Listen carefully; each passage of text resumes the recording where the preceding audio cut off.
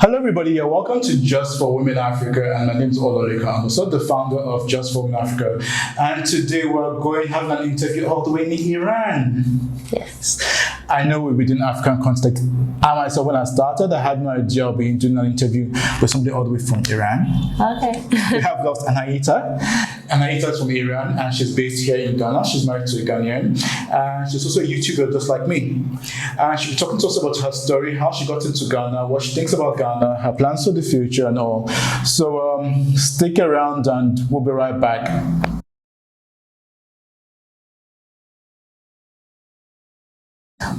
Okay, everybody, welcome back to Just for Women Africa, and we have with us Anahita from Iran. Anahita, you're welcome to Just for Women Africa. Thank you. Thanks for having me. You're welcome. You're welcome. I'm sure people will be asking the question of how did you get to Ghana? So could you tell us how did you get to Ghana? Okay, yeah, that's I think one of the most common questions always, because there are not many Iranians here. Mm-hmm. I came basically because of my husband. He's from Ghana, and we met in China while we were both students. Oh, okay. So you schooled in China? Yes, I schooled in China, studied art design. Okay, do you speak Chinese? Yes. Ni hao. Ni hao. That's the only Chinese word I know. Okay. All right. And how did you end up in Ghana? I mean, so you got married to your boyfriend? To your boyfriend now husband? Yeah, no, we didn't get married until we lived in Ghana for a few years. I think for 2 years. Yeah, but we've been together for a long time, like a decade almost, yes. A decade, that's really a long time. You must know each other really well. Yeah. Okay.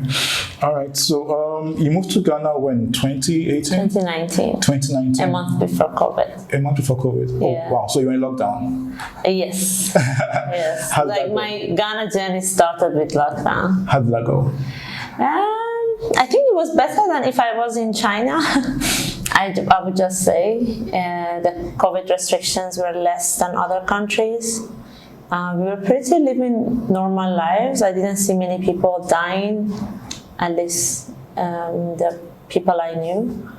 So overall, it was okay. That's why I stayed. I didn't want to leave. I felt like I'm safer in Ghana than anywhere else. Right. Okay, so you tell us basically, I mean, living in Ghana for the last 3 years, what has been your experience like? I mean, being in Ghana, how different is it from living in China or, growing up in Iran?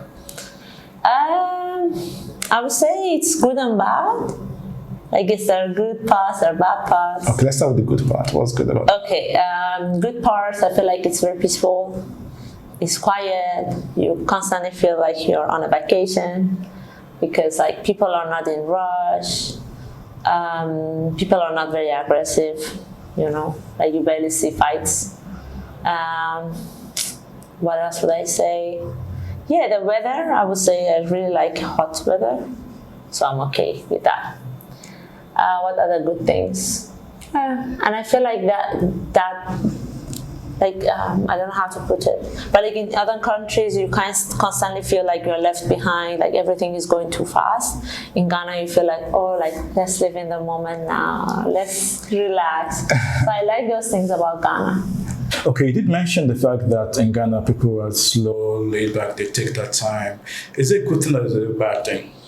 Sometimes good, sometimes bad. I say, like, if you're not in a good mood that day, right, and everyone is like taking their time, that would really annoy you. But if you want that, it's okay. So it depends on how you feel about it. It's not all the time that I like that everything is slow, but most of the time I enjoy it. Okay. Can you give a scenario where you saw that things were moving slow and you wish that things had moved faster? Like there are times that, let's say, you want to do different things, like going to governmental offices. Let's say you want to renew your Ghana card or something, and things are slow, like very, very slow. And then the person is going somewhere, and the person in charge comes back, and now he's going to eat his lunch while you're waiting. Like these things, they get really annoying. But most of the time, no. Yeah, or sometimes if I run, everyone would be like, why are you running? Where are you going? And I'm like, I want to run. Like, what's wrong with that? But also, it's a good and bad side. Like, the good side is that they really care about you. Like, they really want to know whether you're okay. That's why they ask, why are you running? Whether they can help you or something. That doesn't happen elsewhere. People in the street don't care about you. But I think here in Ghana, they do. Okay, that's the thumbs up for Ghana. Yeah. Yes, we care about one another. Yeah, like I can just look around like I'm lost and 10 people would ask you, oh, are you lost? Do you need direction? I think that's something unique with Ghana. Okay. I haven't witnessed this elsewhere. All right, that's good feedback from Ghana. Yeah. Definitely good feedback. Okay, can you tell us? I mean, you're married to a Ghanaian. First of all, before I ask that question, what language do you speak in Iran? Do you speak Arabic? No, no. You don't speak Arabic? No. Oh. I don't. We speak Persian, which is called Farsi. It has two names: Persian or Farsi. Oh, I didn't know that. I thought they speak Arabic. Yeah, most people have that assumption, and that gets us really irritated. Why does it irritate you guys? Yeah, like because we are different ethnicities. Like, I don't know, in Ghana, like Ga and Ewe. Like, if you see an Ewe man, you tell him, oh, you must be Ga, right? Mm-hmm. Because you're from Ghana. I don't know. That's the feeling. Like, I'm a different ethnicity. Like, we are totally different culture, different languages, different backgrounds. And you just put us in one pot. Okay. Yeah, that's kind of. So how do you say you're welcome? Khosh amadid. Hosha? Khosh Hosh? amadid. Omatit. Hosh? Omatit. Yes. You're welcome. Welcome. Yeah. All right. Okay. So my next question. So you're married to a Ghanaian. How do your family feel about that? You know, I mean, being from Iran and marrying somebody all the way from Africa. I think them getting to know my husband was very gradual. It wasn't like one night, oh, I'm marrying this man. It was very gradual. Like, they saw us dating, they talked to him through phone, and then they came to China to visit me, and they saw him there. So, like, it was very gradual, and I think overall they really liked him from day one. Like, there was no issue from the family. Okay, that's good news. Yeah, I know some people might, like in Middle East in general, like some people might have like discriminative mindset, but I was privileged that my family, no one. Even like we did a wedding in Iran. Like, we did one wedding in Ghana and one in Iran. So the one in Iran, like, even my great grandma was there, like everyone was there, right? And everyone was just so welcoming to him, and they loved him. So I'm privileged, I know that. Yeah, that's nice. That's nice. Okay. So have you learned to cook any of the Ghanaian local dishes like the fufu or the banku? Because I know he would love things like that. And his shito. No. Cooking is not my best skill. I cook Iranian food, and he likes Iranian food. Okay. What type of Iranian food do you cook? Like, we have a lot of rice and stew, which is quite similar to Ghanaian food. It's a little different flavor, but he likes it. Yeah. But fufu and bako, it's also because we're in Ghana. If you really want fufu, I'm not going to make it better than someone, you know, by the roadside who has done this for many years, good experience. Like, it won't taste the same. So we'd rather go outside and enjoy the fufu outside. Yeah. Okay, awesome. Do you like eating fufu? Yeah. Okay. My favorite. So apart from fufu, what's your other favorite? I like Ghanaian food generally. I don't like jollof because I don't think it's Ghanaian. Like, it's imported to Africa, right, throughout the history. But I feel like banku, fufu, kenke, these are like the local things. Okay. So I enjoy those ones more than jollof. Yeah. All right.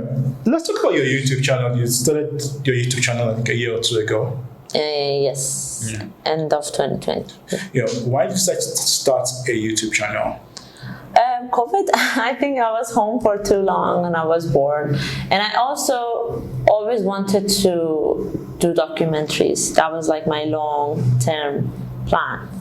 And I wanted to do it when I was in China, and I was always like having this imposter of like, oh, what if it doesn't turn out nice? What if it's not nice? And I never did it. And when I left China and I came to Ghana, I was like, I cannot do this again. Like, I cannot wait, right? Like, I have to do it now. So that was a kind of like motivation. I wanted to capture everything that I see in Ghana. So I started with just talking to people, like mainly foreigners, who moved to Ghana and asked them why they moved, just to answer my own questions. Like, what, should I stay in Ghana? Should I leave Ghana? Is this a place I want to live for the rest of my life? So that was the first project I did on YouTube, and it was successful. And after that, I felt like, okay, that I can create something. So since then, I'm doing that, and I'm working on my documentary, finally. Yeah, look forward to seeing that. Look forward to seeing that. Okay, so do you enjoy shooting videos for YouTube and creating them? Very much. I don't think for me YouTube is like paying me what I need. It's mostly like just the enjoyment, like that pleasure of creating. It really gives me pleasure. So what's your future for your YouTube channel? More of life in Ghana and Africa in general. I really want to travel around Africa. I haven't had the chance yet, but I really like to travel and see other parts of the continent. Okay. All right. So which part of Ghana have you traveled to? I mean, since you've been around since 2019. I used to work with a company, a Chinese company, and they had a lot of, like, they made me travel a lot around Ghana, but it was all work-wise. Like, it wasn't vacation holiday. Okay. So I have seen a lot of parts of Ghana. Like, I think it's just like some regions that I haven't been to, like Brong, Afo. Okay. I haven't been there. Yeah, I think that's the one I haven't been there. But most of Ghana I've been traveling to. Lucky you. Most of Ghanaians have been around the whole of Ghana. Yeah. Within 2 years, you've been around Ghana. Yeah, well, I like traveling. Like, that's my passion. Could you tell us what's the future plans for you also, for Anahita? For me, so right now I have my own studio. So I used to work with a Chinese company full-time, and then I quit my full-time because I wanted to be a freelancer. So now I have done the freelance job. I create content for brands and businesses and individuals. So out of that, I created a studio where I basically do digital marketing for brands and businesses. So future plan is to grow that to bigger scale, employ people, and bring something positive back to the community. Okay. All right. So what's your advice to women basically in Africa who are watching you, who feel that it's a man's world, who feel they need men to start a business, who feel that, in order to get ahead, they get sexually harassed by men? Yeah. What's your advice to them? I think first of all is the acknowledgement that it is real. Like, we really are living in a man's world. Like, you just have to accept that first, then you can find solution to change it. I feel like a lot of times maybe we neglect that. You say, no, like, as a woman, I can do all of that. Yes, you can do all of that, but you have to first accept that these are the fundamentals, but you have to change it. So that would be my advice. Like, understand that how the system is working and find out how we can change it. Even if it's little, like a dot, but you still have changed it. For me, I feel like I never was raised thinking that what a man can do, I cannot do. But I still think that it's good to acknowledge that there are barriers for women. So for me, I personally always like to work with women, or if I have an opportunity, I like to share it with another woman, because I know that we don't get as much opportunities as men in many fields. For example, in Ghana, photography and videography field, I personally have not been to an event and see a female photographer. Every single time is a male photographer. So that field is dominant by men, right? It's not like there's no female photographers here in Ghana. There are many talented ones that I even know. But it's conquered by men already. So as a woman, if I have a chance to have an event, I personally prefer to have a woman hired for that job. That's just how I see. So if you are a woman, try to give opportunities to other women. That's, I think, your responsibility as a woman. Okay, well, so let me ask you another question. Yeah. You did say that, you feel this is a man's world. Most women will say, oh, it's not a man's world, it's both our worlds. Why do you think that it's a man's world? And do you think that barrier can ever be broken? It will be broken, of course, but you cannot break something until you don't accept it. Like, you have to first see the wall and break it. But you cannot say there is no wall. There is a wall, but you have to break it. And everyone should just break it a little, and eventually it will come down. So yeah, because of the history and how everything has been set already before us, there are certain barriers, but that's not the reason for you not to do the job. That, to me, that's the motivation. Okay, it's men who are doing all the photography, I will do better. I think that's how I see it. But also it's because of where I come from. Like, in Iran, like, it's very obvious that you're a second-class citizen as a woman. It's obvious, like, you know it from the day you are born. I see the billboards and I see, like, I know a man designed the billboard, because the way they portray a woman can never take that photo. It's just, we are looking at everything from a male perspective. So I just think that being aware of that really helps. I'm not saying, like, go and say, hey, yeah, like, we don't want men in this world, like, all women. No, I don't like those ideas. I think that you have to be aware of it, then you see how you can make a change about it. Okay. Anything can be done to ensure that, that is broken, so that, like, when you go to events, like I said, instead of seeing male photographers, seeing female photographers, when you see billboards, you can say, okay, woman designed that just by looking at it. Or, you have a woman more in leadership roles, she has more, what do you think can be done to change that? It's not overnight job. Like, you cannot get everything changed in a year or in a day. I think it will take generations, right? But I feel like if you are able to educate yourself, if you are able to see things and be aware of things, your next generation, your children will see you and they will be different. They will be in the society differently. Mm-hmm. So that, to me, that's how you can break the cycle, by educating yourself and educating the next generation. And I hope that they will make different choices. I like that, and hope they'll make different choices. All right, Nahita, thank you so much for being here on Just Women Africa. Thanks for having me. And we look forward to interviewing again in the future, as you make Ghana your home. Yes, thank you so much for having me. I really had a good time talking to you. You're welcome, same here. And to those who are watching, don't forget to like, subscribe, tell your friend who knows a friend about Just Women Africa. And to the next show for Mahinata and I, to be.